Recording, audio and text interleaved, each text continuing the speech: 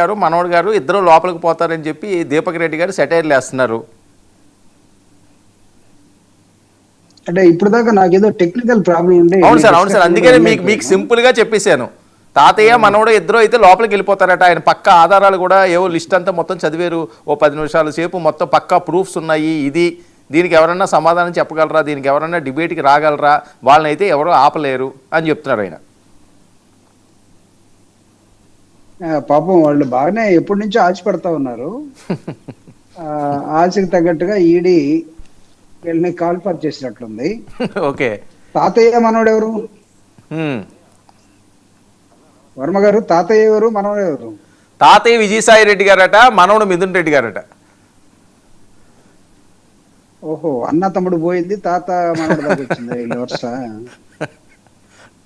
అయితే దీపక్ రెడ్డి గారిని మనం ముఖ్యమంత్రి గారికి ఏమవుతాడు మనం చూడాలి. మనోడు అవుతాడా, లేకపోతే ముని మనోడు అవుతాడా, లేకపోతే ఇది అవుతాడు. సెటైరికల్ గా మాట్లాడడం కోసం ఇది కాదు కానీ, అవును అంటే it's very very serious I think ఈ ఇష్యూ అనుకుంటాను. అవునండి, అవును. ముందుగా ప్యానెల్లో ఉన్నటువంటి వాళ్ళందరికి కూడా good evening sir. Very good evening. Deepak Reddy గారికి, తర్వాత మా గాజన్నకి, తర్వాత పురుషోత్తం రెడ్డి గారికి, మీకు ప్రేక్షకులందరూ కూడా నమస్తే. ఇప్పుడు ఈడీ పిలిచింది అనుకుందాం, what is going to happen? Inside ఏదో ఉంది, సంథింగ్ ఏదో ఉంది అని విజయసాయి రెడ్డి గారు ఏవో లీక్స్ ఇచ్చారు, ఆయన అప్రూవ్డ్ గా మాడిపోయారు, చాలా చెప్పేశారు, అందుకనే పిలుస్తున్నారు అని.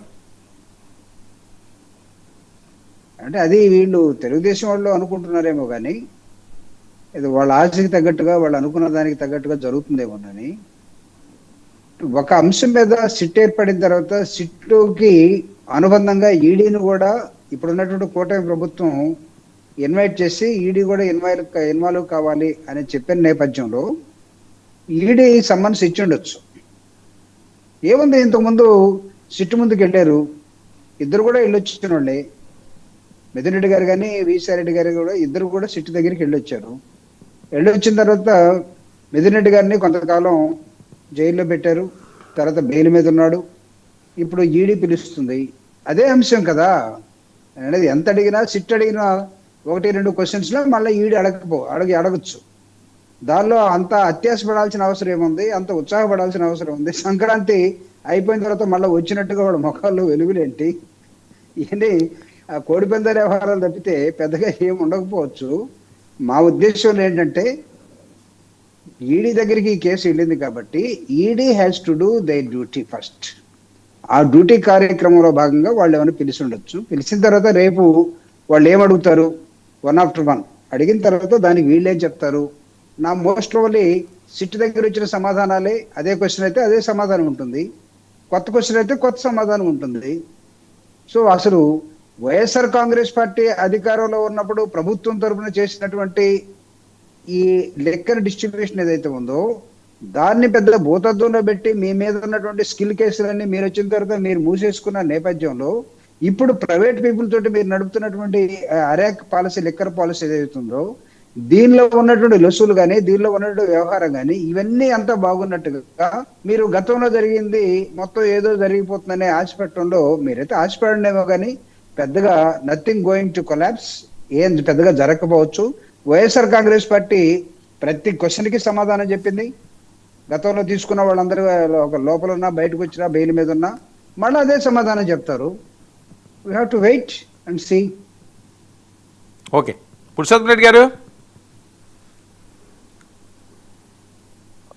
నమస్తే, చెప్పండి. నమస్తే అండి. ఇదేండి పార్టీల వెర్షను. సో దీని మీద మీ రిపోర్ట్ ఏంటి, మీ అనాలిసిస్ ఏంటి, మీరు అబ్జర్వ్ చేసింది ఏంటి? ఇన్ని రోజులు పెట్టి లెక్కర్ స్కామ్ నుంచి 2019 నుంచి 24 ఇప్పటి వరకు, 2014 నుంచి 19 వరకు. వర్మ గారు అందరికీ నమస్కారం. బేసిక్గా